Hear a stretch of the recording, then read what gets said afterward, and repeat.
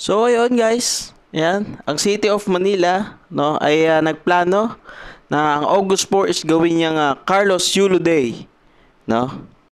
Ito ay para mas makilala no at maalala ang malaking naiambag ni gold medalist na si Carlos Yulo na nakadalawang gold medal sa kakatapos nga lang na Olympics.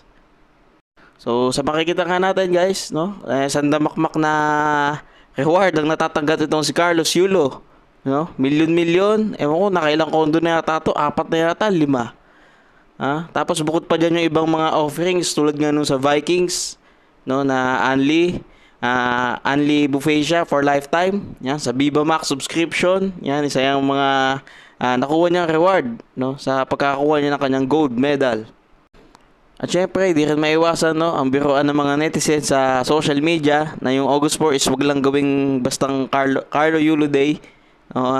Ang biro-biro gawin daw regular holiday. Para daw walang pasok yung mga dagdag daw pahinga sa mga pumapasok at sa mga estudyante na nag-aaral. So yun lang guys. Tingin nyo guys, sobrang okay ba ng ganong ideya? No? Na magkaroon tayo ng Carlos Yulo Day tuwing August 4. So yun lang guys.